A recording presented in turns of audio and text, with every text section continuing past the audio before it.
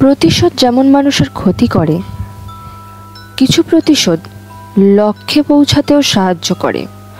ঘটনা আজ থেকে প্রায় ৪৫ বছর আগের। ঘটনাটা একটা পুলিশ ডিপার্টমেন্টকে কেন্দ্র করে। গোপনীয়তার কারণে স্টেশনের নাম উল্লেখ করা বারণ। ঘটনাটা আমার একটা ফ্রেন্ডের থেকে কালেক্ট করা। তার দাদু তখনকার দিনের কনস্টেবল ছিলেন, আর তার ছোট দাদু ছিলেন সেই পুলিশ স্টেশনের সাব ইন্সপেক্টর, এবং তাদের থানায় ৫ জন পুলিশের টিম ছিলেন।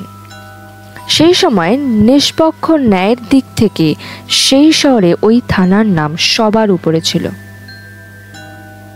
সাধারণ মানুষের ভরসার জায়গা ছিল সেই থানা। কিন্তু একদিন ঘটে যায় বিশাল এক দুঃখজনক ঘটনা। সবাই তখন নাইট ডিউটিতে ছিল। সবার মধ্যে একটু ঝিমোনো ভাব ছিল। শীতের রাত।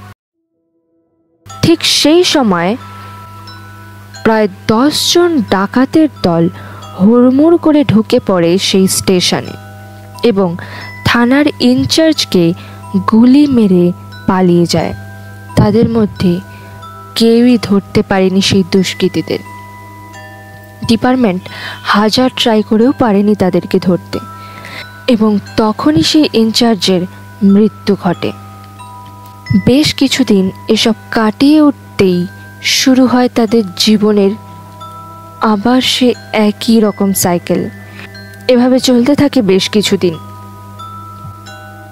পরের বছর আবার সেই একইভাবে গভীর শীতের রাতে পুলিশ স্টেশনে সবাই তাদের নিজেদের ডিউটি করছেন, এবং হালকা ঝিমুনি ভাব তাদের মধ্যেও কাজ করছে। আবার সেই ডাকাত দলের আবির্ভাব ঘটে এবং প্রায় সবাইকে মেরে ফেলবে ঠিক এমন সময়ে জানলা দরজায় হঠাৎ করে কড়া নাড়ার শব্দ পাওয়া যায় বাইরে থেকে। দুষ্কৃতীদের দৃষ্টি বিভ্রান্ত হতে শুরু করে এবং তারা এদিক ওদিক তাকাতে শুরু করে। ঠিক এমন সময়ে জানলা থেকে এবং দরজা থেকে এমনভাবে ধোঁয়া আসতে শুরু করে যেন পুলিশ স্টেশনের বাইরে আগুন লেগেছে। আস্তে আস্তে সবাই ঝিমিয়ে পড়ে, এমনকি সেই ডাকাত দলেরাও ঝিমিয়ে পড়তে শুরু করে। পরের দিন সকাল একটা চেয়ারের মধ্যে সমস্ত ডাকাত দলকে একসাথে বাঁধা নিস্তেজ অবস্থায় দেখতে পাওয়া যায়।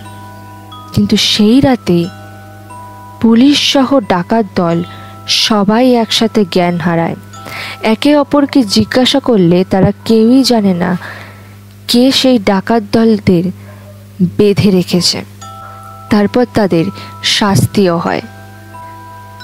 সেই দিনের ঘটনার বিবরণ আজও পাওয়া যায়নি। এই ছিল আজকের ঘটনাটা কেমন লাগলো প্লিজ কমেন্ট করে জানাবেন। যদি ঘটনা ভালো লেগে থাকে তাহলে please like, comment and subscribe করে দেবেন। দেখা হচ্ছে পরবর্তী ঘটনা। ততক্ষণ সুস্থ থাকুন, ভালো থাকুন। মধ্যরাতের তরফ থেকে আপনাদের অনেক অনেক শুভেচ্ছা ও ভালোবাসা রইল।